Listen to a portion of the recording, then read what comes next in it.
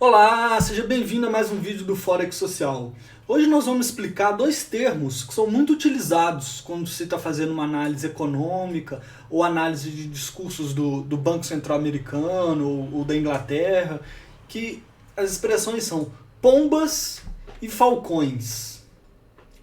O que é isso? Vamos lá. Bom, primeiro, é mais comum a gente ver esses termos em inglês, né? Quando você está vendo uma notícia em inglês ou alguma coisa do tipo. A pomba, ela no inglês é o dove, tá? E uma pessoa que tem essa visão ou um discurso do tipo pomba, ele é dovish. E o falcão é o hawk, ou hawkish, né? Uma coisa que é falconado, né? Uma visão de falcão.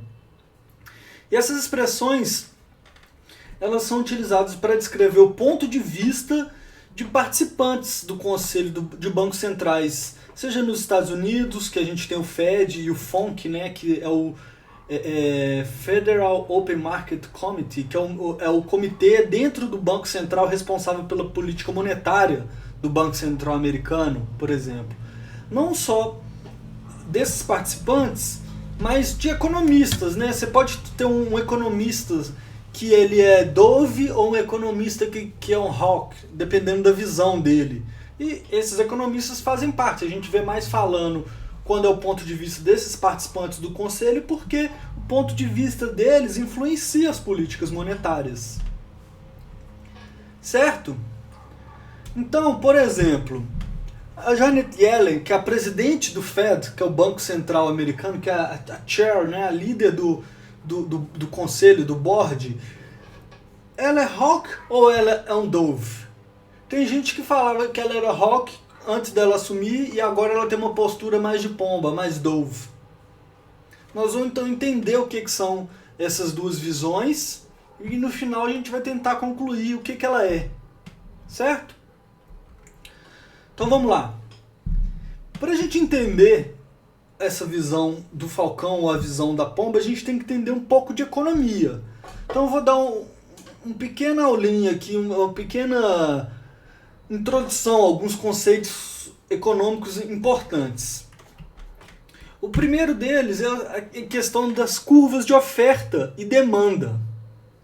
Tá? Então esse aqui é um exemplo de uma curva de demanda. Você imagina o seguinte, a gente imagina um produto, vamos colocar aqui carro, tá? Automóveis. Então você imagina que essa curva vermelha é a curva de demanda de automóvel. Quando o preço, aqui a gente tem preço e quantidade. Tá? Então, quando o preço está aqui, vamos colocar lá 20 mil, a demanda é para uma quantidade de 1. Cada pessoa vai comprar 1. Se o preço chegar aqui nos 10 mil, as pessoas vão querer comprar uma quantidade maior. Quanto menor o preço, maior a quantidade as pessoas vão querer comprar. Tá? O carro talvez não seja o melhor exemplo, porque as pessoas não vão querer ter 10 carros em casa. Mas a gente pode pegar isso para qualquer produto. Você pode falar para roupa, para vestuário, né, até para alimento.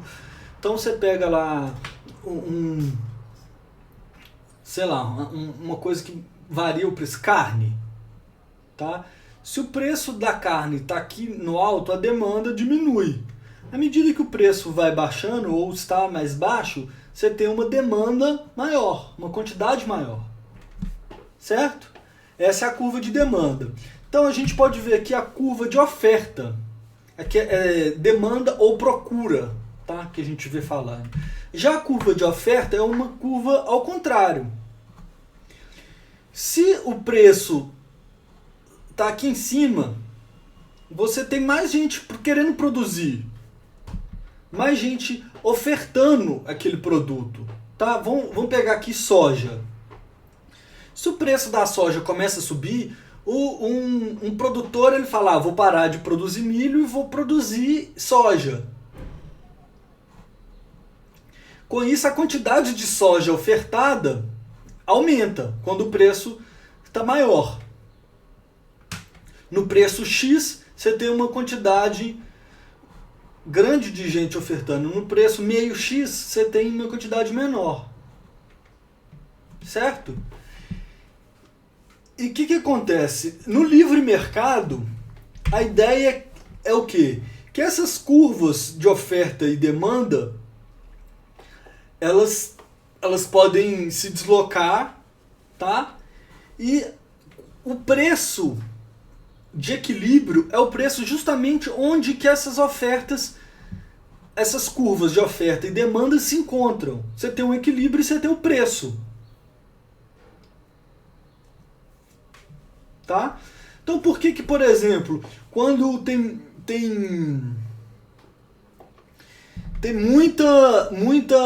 muita gente produziu soja e tá lá no mercado uma quantidade muito grande de soja, o preço diminui. Por quê?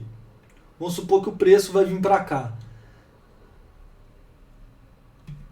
Porque a curva de oferta da soja se desloca. Nesse caso, a curva de oferta da soja se deslocaria para cá, mudando o ponto de equilíbrio. E da mesma forma o contrário. Por exemplo, as commodities baixaram o preço. Esse ano o minério baixou muito o preço. Esse ano, né, nós estamos falando de 2015 aqui. Por que o minério baixou em 2015? Porque a curva de demanda ela se deslocou para cá.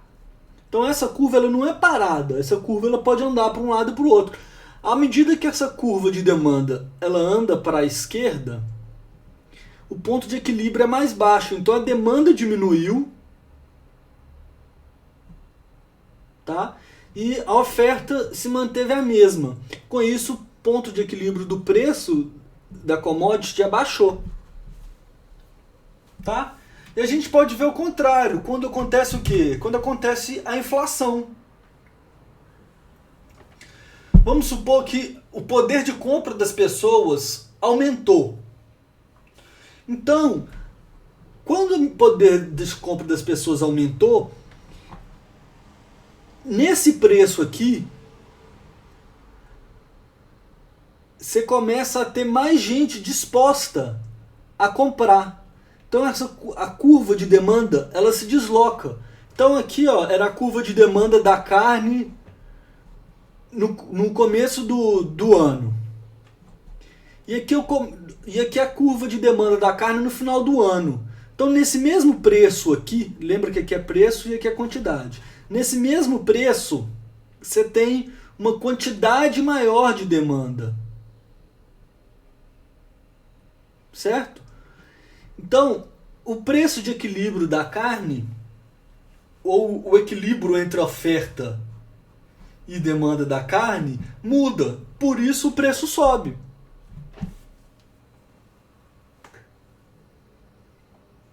Certo? Então é assim que funciona no mercado. A partir do momento que as pessoas têm mais poder de compra e existe uma demanda maior no mesmo preço, a tendência é que o preço suba. Considerando que a oferta não tem a capacidade de ser aumentada. E esse dilema é um dilema que existe na sociedade. E o Banco Central ele tenta controlar a inflação e evitar que os preços subam, mas ao mesmo tempo ele quer que as pessoas tenham mais poder de compra. Certo? Então quais são as principais funções de um Banco Central? Primeiro, manter a economia aquecida e a taxa de empregos alta. Ele quer que as pessoas estejam empregadas, tenham dinheiro para comprar e a economia está crescendo. Esteja crescendo.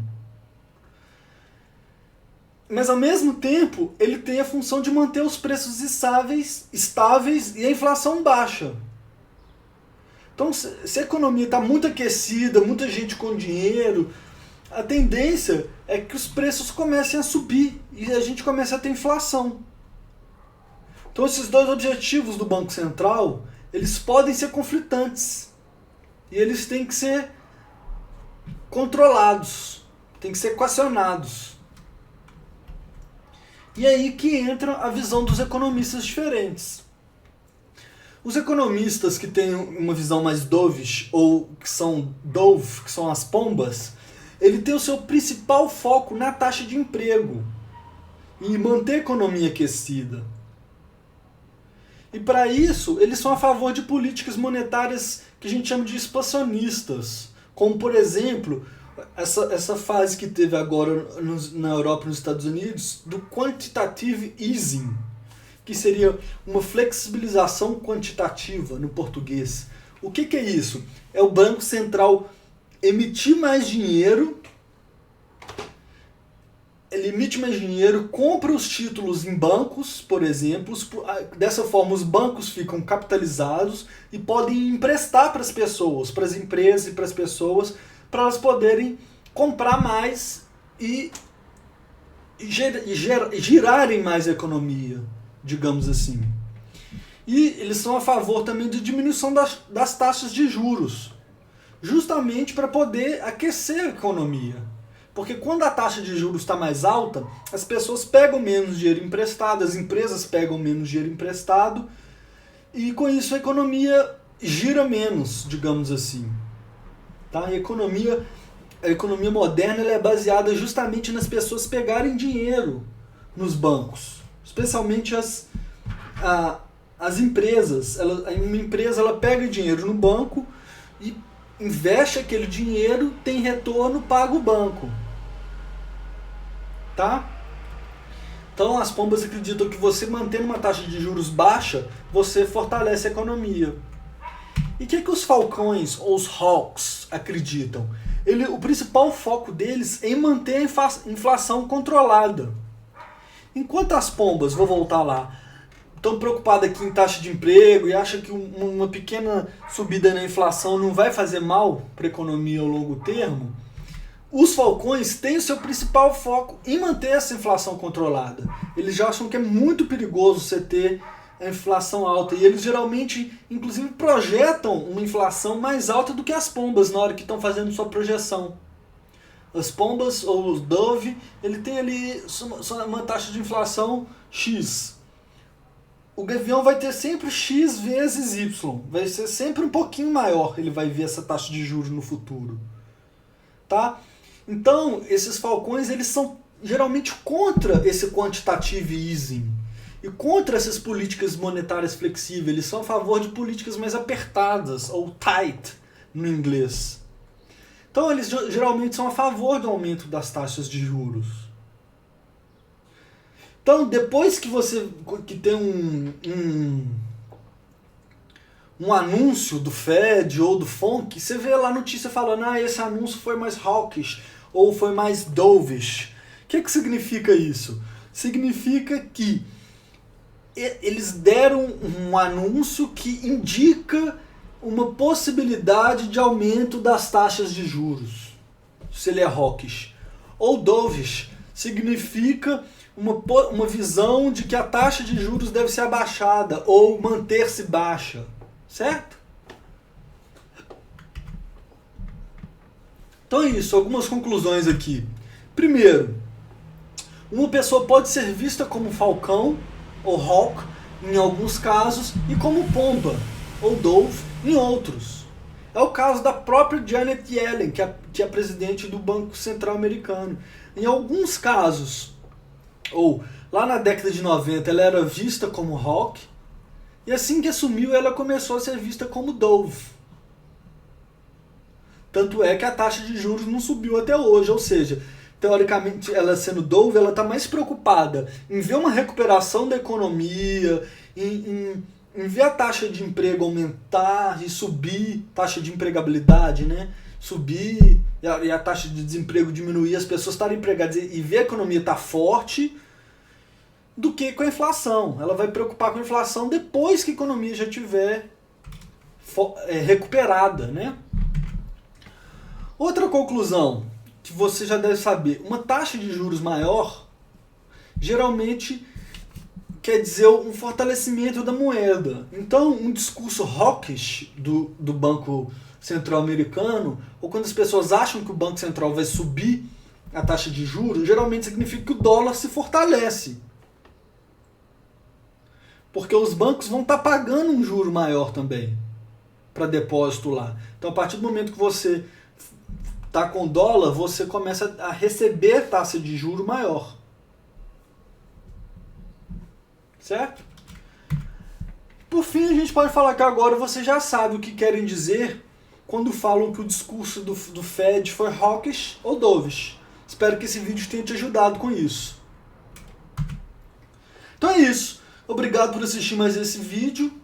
Por favor, peço que se você tiver gostado, que você curta esse e outros vídeos. E nossos vídeos são gratuitos. A gente gasta um tempo dedicando para poder pesquisar, para fazer um vídeo, para apresentar uma coisa legal. Então não custa nada para você curtir o nosso vídeo, assinar o nosso canal se você gostou e também visitar o nosso website, que lá tem ferramentas, tem jogos para traders, tem coisa que você vai gostar lá, e visitando é uma forma de você nos apoiar também.